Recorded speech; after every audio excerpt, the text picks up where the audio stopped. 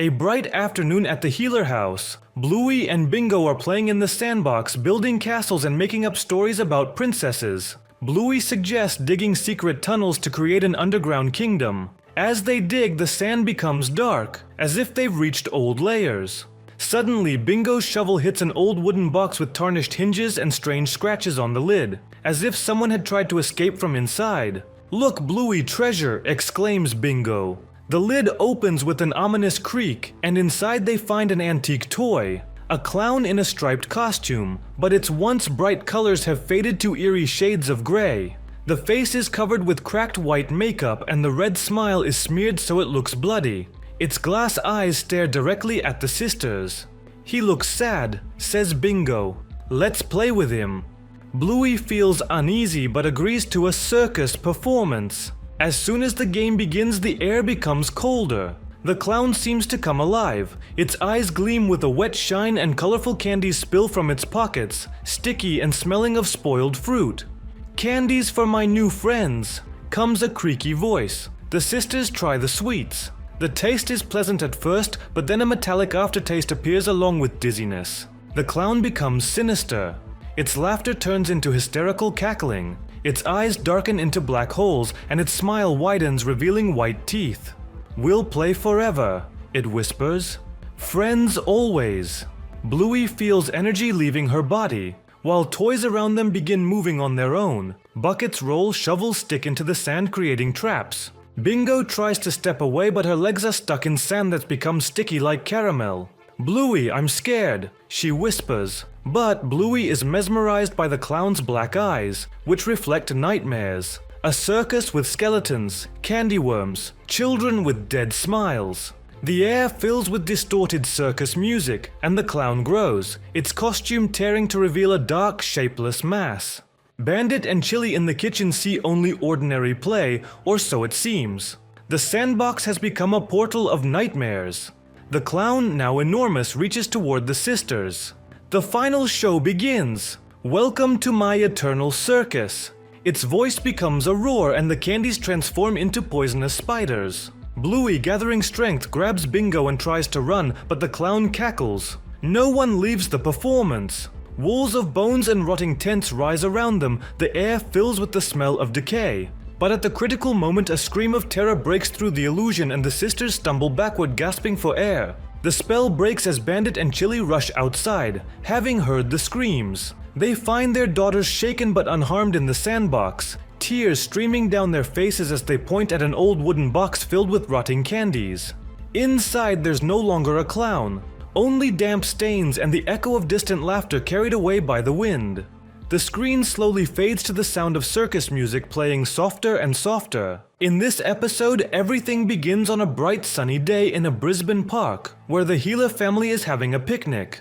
Bluey and Bingo, full of excitement, run around on the grass playing treasure hunt, collecting sticks, leaves, and even shiny pebbles for their imaginary adventures. Bandit spreads food on the blanket while Chili jokes that this is the best picnic in history. Suddenly, from behind the thick trees comes a strange, enticing sound. The pop of a bursting balloon, followed by a raspy, almost musical laugh echoing through the air. The sisters turn around and see him. A clown in a bright but tattered costume with a face covered in white makeup that's cracking at the edges, and an armful of red balloons floating in the air as if they're alive and pulsating. "Want to play?" He grins, his eyes gleaming with a yellow shine like a predator in the dark. "I have the best games in the world and they never end." Bluey, always ready for something new, pulls Bingo by the paw and they approach closer, ignoring the slight chill. The clown suggests a fun balloon chase, and the sisters agree, giggling and bouncing. But as the game progresses, the park changes imperceptibly. Pathways twist like snakes, trees close in, cutting off the way back, and the balloons begin popping one by one with piercing screams echoing in the air like distant wails. "Float with me," whispers the clown, his smile stretching wider, revealing teeth like glass shards, and his voice becomes lower, vibrating in his chest. "Here everyone floats forever, in a river of fears." Bingo feels a chill. One balloon touches her paw, and she sees a reflection in it. Their parents, Bandit and Chili, sitting at the picnic table. but their faces are empty like masks, and the food on the table writhes as if alive, with worms crawling out of the sandwiches. The tension builds. Bluey tries to run, screaming, "This isn't fun, let's go home." But the clown changes form. His body elongates, arms transform into tentacles grasping at air and clinging to branches, and the park becomes a labyrinth of shadows and fears, where the ground beneath their paws becomes soft like quicksand. Bingo sees visions, their house drowning in a turbulent river, and friends from the neighborhood floating in the water with red balloons instead of heads, their eyes pleading for help.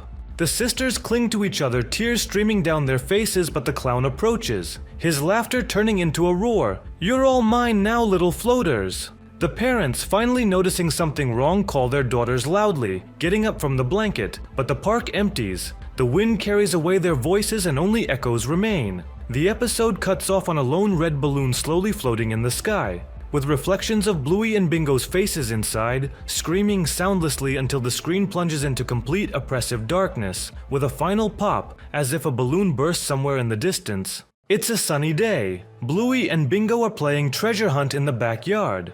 Bingo trips over something. Beneath the fallen leaves they find a small wooden door.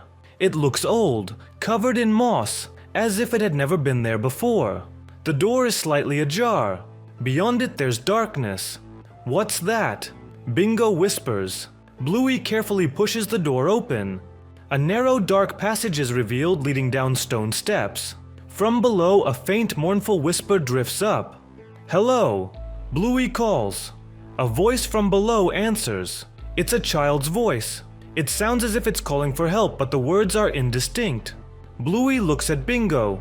"There's someone down there." Bingo steps back. "I'm scared." Bandit and Chili call them for lunch.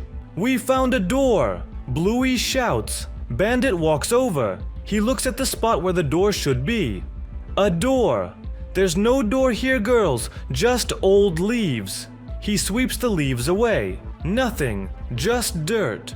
Bluey and Bingo exchange puzzled glances. The next day, while their parents are distracted, Bluey and Bingo return to the backyard. The door is there. It's ajar again.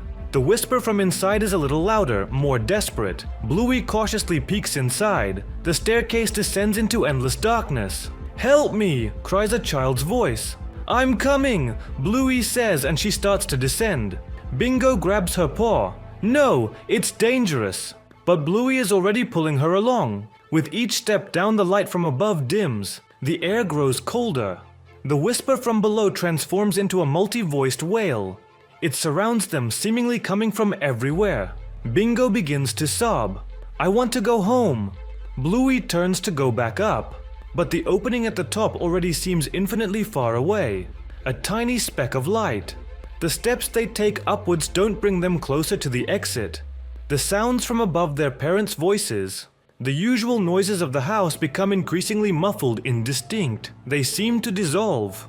"We can't go back!" Bingo cries. Bluey feels a rising terror.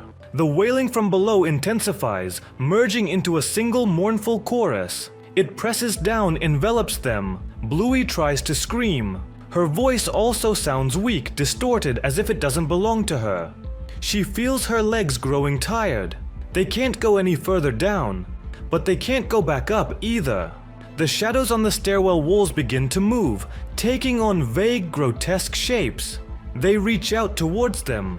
The children's voices from below turn into moans, full of despair. "We're stuck here forever," Bingo whispers.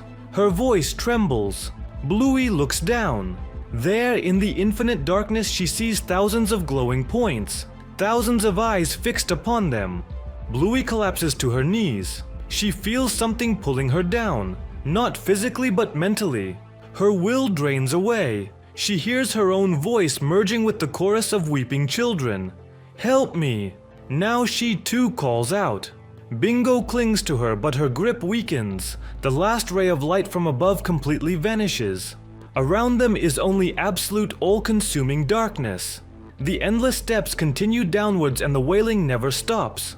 Bluey and Bingo become part of that wailing, part of that endless descent. Their own voices now are just another echo in the bottomless void. In the dimly lit garage of the healer house, sunlight barely filters through a small window, illuminating stacks of old boxes and forgotten junk. Bandit rummages through one of the boxes, searching for something from his past. He pulls out a large cardboard box adorned with flashing lights, wires, and a dial resembling an old clock. It's a homemade time machine he built as a kid for pretend time travel games. The box looks worn, with darkened corners as if it had been stored for decades. Bluey and her younger sister Bingo run into the garage drawn by the noise. Bluey climbs inside the box, twisting knobs and pressing buttons, imagining a far-off adventure. Chili walks in and warns them not to touch the old thing, but Bluey doesn't stop. The lights flash with blinding brightness, a low hum sounds, and the screen fills with static. Bluey vanishes right before the family's eyes. Bandit shouts her name, Bingo cries. Chili searches the garage frantically. A second later, another flash and Bluey reappears in the same spot looking confused. She mumbles about a place far from home, but the family dismisses it as imagination. The dial on the box spins on its own and a thin crack appears on one wall. The screen darkens. Bluey finds herself in a dense prehistoric forest, where massive ferns sway in the wind. Shadows of pterodactyls soar in the sky, and a volcano erupts on the horizon with plumes of smoke. The air is filled with echoes resembling distorted voices. Bluey looks around in confusion, calling for her family, but her voice is drowned out by the rustling foliage. Trees shift slightly as if watching, and the ground vibrates from the steps of unseen creatures. A small velociraptor bursts from the bushes, staring curiously, its eyes flickering like the time machine's lights. Behind it come triceratopses, brachiosaurs, and a massive tyrannosaurus. They move unnaturally, their steps looping like glitched animation. The dinosaurs surround Bluey, ferns bending to form a path deeper into the jungle. Bluey follows, thinking it's a game, but notices changes. With each blink, the volcano draws closer, the sky darkens, and the dinosaurs grow larger. They emerge into a clearing with the same time machine, now covered in moss and vines as if it had stood there for millions of years. The dial shows symbols of dinosaurs, arrows spinning backward. Bluey tries to activate it, but trees close in, blocking the way. The dinosaurs start a chase with rules that shift constantly. The velociraptor whispers of a forgotten world where time loops endlessly, and those who enter get stuck repeating forever. Bluey runs, paths leading nowhere, sounds turning into echoes of tunes from home. Bluey reaches the machine, twisting the knob desperately. Light flashes, but before it, the forest merges with the garage. Dinosaurs become shadows of the family, and Bluey's reflection shows reptilian eyes and scales through her fur. The flash blinds and Bluey returns to the garage. The family hugs her, assuring her she was gone only a second. Everyone leaves laughing. The garage empties, the box comes to life briefly. Lights flicker, the dial speeds up, and a tiny fossilized dinosaur tooth appears on the floor.